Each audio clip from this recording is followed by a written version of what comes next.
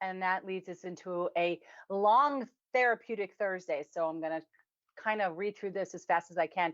But this was about writing to heal. So Jess is one of our social media administrators. She's also a writer and she's also a survivor.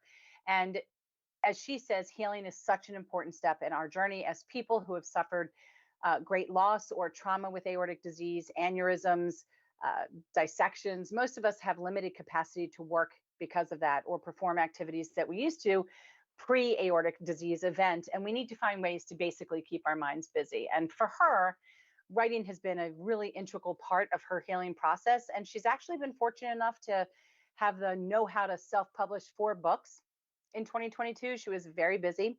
Journaling, writing, and creating poetry has basically kept her mind and her hands very busy. She's very passionate about sharing this healthy modality with anybody that is looking to just kind of get started. So, yes, I've already reached out to her because I have a goal for this year of trying to write something. So, we're working together and she's very motivating.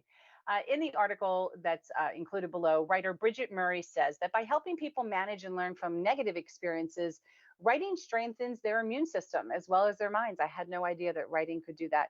Writing is such a therapeutic way to share your thoughts, your pain, your anger, and also verbalize your joy and gratitude and your happiness. And writing can be as private or as public as you'd like, or as you'd wish it to be. For example, it says, I wrote a lot of very dark, but also some very helpful poetry in her newly published book, Persistence Over Pain, a book of healing poetry. And she had no intentions on publishing it. However, her thoughts were that sharing with others that mental health matters and that it is important to heal through writing and it's important to share your story. So Jess's thoughts are that if her writing helps or resonates with anyone, then her goal of writing is amplified because she writes for herself and to heal, and having one more person impacted is very wonderful. So the article gives a lot of details about that and some tips. And one of her takeaways is not just focusing on a traumatic experience in your life, because that's not beneficial. Replaying that event over and over again is very difficult, and it can actually bring up a lot of sad memories. And in fact, she'd been working on her memoir about aortic dissection, which happened almost 4.5 years ago, on her 39th birthday, and she has yet to really be able to do much with it. And it's obvious that the trauma and sadness of that event still really resonates with her, and it's too raw to write about it. Instead, she chooses to write about her struggles and her triumphs in her daily life. And that's where she's trying to regain normalcy or kind of figure out that new normal that we all kind of talk about.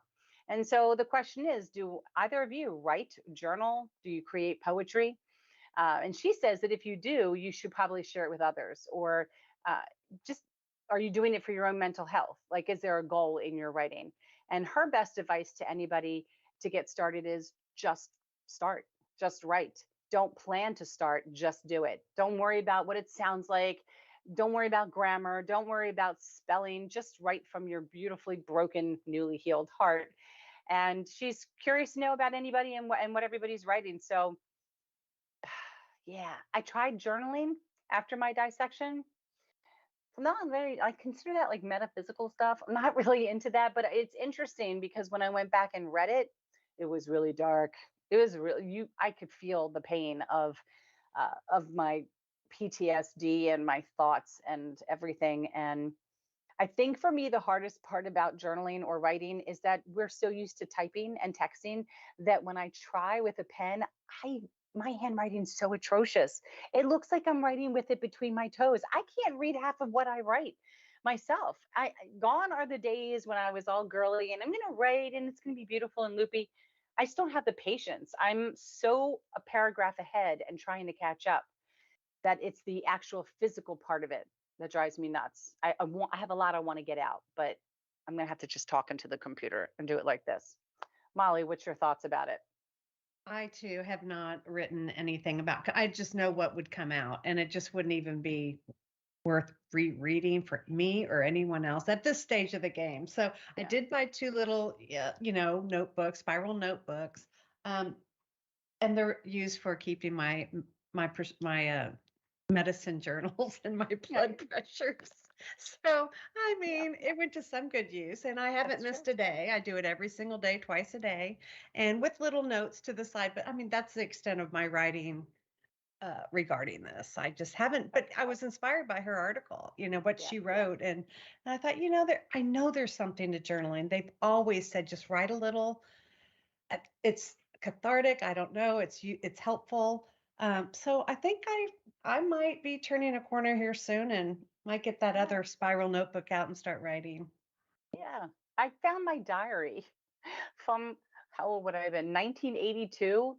So I was like 13, I guess, 12 or 13. If it's anything like that, nobody wants to read what I write.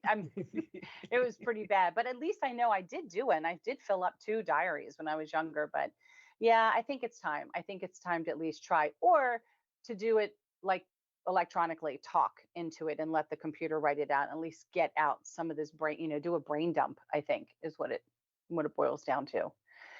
Amy, any thoughts on that? Well, like you, I used to have beautiful handwriting, and because of the age of computers, we type everything. I can't read my own handwriting. And so I prefer to type. I can't type on a phone. Those little tiny keyboards and my little Hmm. chubby fingers don't work very well. But I love to write. If you go like to the Rocks from the Heart website or anywhere, I write all of our copy for that. So that's been very helpful. So while it's not my specific story that I'm writing, I'm always writing copy. I've written the survivor stories when we get a few people, then I've done some for the local paper. I've written several stories there because I am a freelance journalist on the side, also for a local newspaper. I'd much rather write about somebody who's a survivor than the city council meeting last Monday night. Yeah, right. Much preferred to write the human interest type stories. It's hard. It's something that's really important. Getting it on, getting your thoughts onto paper, and making it easy to follow. I think when it comes down to writing something, is to always know your audience.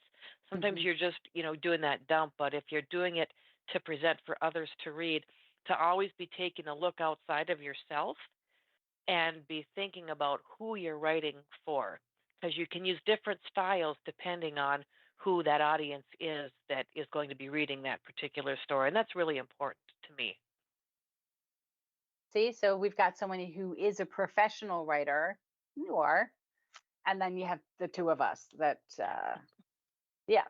Well, at least you're writing down your blood pressure numbers and your medication. So you are writing something. So that's good. Progress. All right. That's our Therapeutic Thursday.